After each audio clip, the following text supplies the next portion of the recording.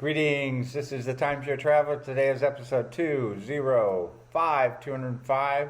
Timeshare Traveler planning a month-long timeshare trip. Something everyone should do. You should always take a month-long trip. They're just great. I'll tell you a little bit more about it. First thing you do is you need to develop a location map for the trip and sort of work out all the details on what the plan is. The other thing is plan well in advance. It's very important to do that. Otherwise, you won't be able to pull it off. I've been able to do it multiple times. The third thing I want to talk about is maximizing the savings. So just not just planning it, doing it in advance, but actually trying to do it frugally. And then preparation for the trip. What are the things you need to do? And then I'll give you a sample of a month-long trip, and this one happens to be to Hawaii. Anyway, before I get into those details, though, give me about 28 seconds to tell you about my channel. Hi, this is Cliff, and I'm the Timeshare Traveler. Welcome to my channel. The purpose of my channel is to educate those who love traveling in timeshares. I've been an owner for 15 plus years at timeshare ownership. I have elite ownership with Marriott, Hilton, and Worldmark. I have published over 100 timeshare video reviews, and I've published over 95 timeshare tips. I can be found on Facebook at Timeshare Trav, at Twitter, Timeshare Trav, and on the web at www.timesharetraveler.com. I'm back. So, develop a location map for the trip. Here's the most important thing. Planning out a month-long or more trip requires planning or expenses get out of control because you end up taking shortcuts and doing all kinds of things.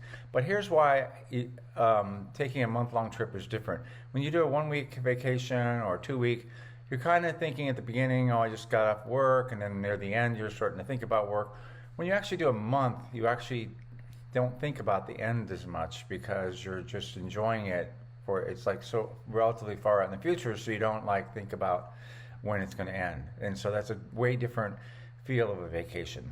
So the reason you plan and have a location map for a trip out a month is you want to make sure your expenses do not get out of control. So map out the locations and kind of the timing. And you may have to adjust some of these things because once you start doing more of the planning, you may find that the timing might have to change. Check out the availability of locations where you want to go.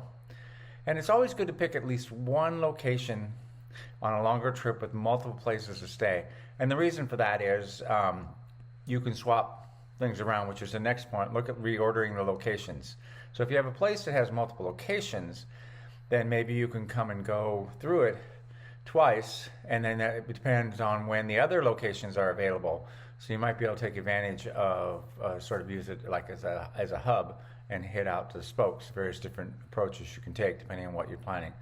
The other thing to do is if you're driving, confirm all your driving distances. You don't want to have a day-and-a-half drive to do or a 10-hour drive or whatever you're comfortable with. Just verify that your driving trip's within that. And then if flying, confirm flight and make sure there are actually rental cars available and that the rental prices are fit to your budget.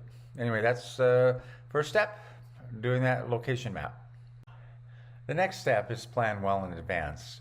And there's many reasons for that. Availability, mainly it's availability, but it's also the ability to choose. Availability is always better the further out you plan. And you're most likely to get the exact room you want. Now, the exact room you might want might vary. So if you look at the rooms, like watch a lot of my videos, if you happen to be going places where I've been, you can see that, oh, is there a couch in the room? So if there's 2 people traveling and you're not wanting to sleep in the same bed, you have a pull-out couch and a bed. And maybe it's a studio, if the studio has a kitchen, so you can use less points. Again, it's about the compromise. If you're doing a driving trip for a month and you're going to stay maybe only 3 or 4 days, maybe a studio with a kitchen in a pull-out bed is okay, and it allows you to do it for less points. And that way you can use some of your money for something else. And again, just booking what you want. Sometimes once you get into a closer planning horizon, you end up taking any room that's available, and it may not be the least number of points room, so that can be a challenge. The other thing is the low cost of airfare and car rentals is always better, and so those are the big reasons I think from availability. Also, if you're working, be the first to request the vacation dates. And some people working remote do a combination of a work, travel, vacation trip. I've done that myself. And again, the further out you plan, you can choose the route you want because you're out further. Most likely everything's going to still be available versus having to adjust based on availability. Another thing is if you're planning, like, I want to go to this place because of this event or concert or whatever, or music festival, those usually book up quickly. So again, planning way in advance. So those are the reasons to plan well in advance. I'll tell you a little bit more about what to get ready. Surprisingly, maximizing savings. There's the funny part, that when you're longer your stay, the food budget actually becomes relatively large. And in fact, what you want to try to do is match the food budget you have at your home to the food budget that you have on the road. And that's why when I travel to Hawaii, I always go to Costco. Believe it or not, the Costco chicken in California is the same price as the Costco chicken the organic chicken in Hawaii. So I live at the same cost for me being in Hawaii or me being in California. It's the same cost for me. Plan out the grocery shopping, where you're going to go. I know it sounds crazy, but again, it's a lot of you get the better quality, get the better prices, everything you want. Again, I mentioned Costco. If you have special excursions, tours you want to do, you can book in advance as part of a package versus doing it a la carte, which tends to be more expensive. Or you can pick the dates that are the less expensive, like maybe not on a weekend, maybe they're during the week. When you're on vacation, it doesn't really matter whether it's a weekend or not. So schedule rent a car. Again, it's often more than $500 a week. And if you book it well in advance, you can maximize the savings on that. Use any of the perks you might have from some of the timeshare companies. Maybe use some of your points instead. And again, I tend to minimize how long I have a car for when I'm going to do my events. And then I use Uber and hang out at the resort because I enjoy being at the resorts. Again, get ride to airport to avoid costly airport parking or flying. So when you're getting ready to leave, figure out what's the least expensive method, whether, sometimes parking at the airport can be, or stay at a hotel the night before because you have an early flight, and some hotels have sort of a park and fly routine. So that's another example of what you can do to sort of maximize your savings. And the next thing is preparation for the trip. Schedule people to watch your home if that's necessary. On a 1 week trip, it's not normally as necessary, but maybe in a 4 week trip it is. And what about your old Fido? What about your pets? Who's going to watch your pets? So those kind of things, you all have to think about the house, the pets, who's going to water the plants if there are plants. And the next thing is take only the clothes you need. Try to keep your travel stuff to a minimum, particularly if you're not on airlines where they allow you free bags, or you don't have the perks that allow you to free bags. It starts to add up, and particularly if you're going to fly multiple locations and you're going to fill up your car. You want to save some room for the tourist stuff that you're going to buy. You can always buy a few things you didn't plan for. I've never found anything, I can usually make something work. Check out the weather forecast in particular, so that as you do it, even though way in advance you can't really do that, but in preparation you kind of take a last minute check at the weather and see what you need. If there's any adjustments you need, take advantage of that. Plan how you will get to the airport if flying and back, and where will your car be. If you're gone for a month, your car is going to be kind of dusty and dirty if it's sitting outside in the parking lot, but that may be the right thing to do. I've done the hotel park and fly myself.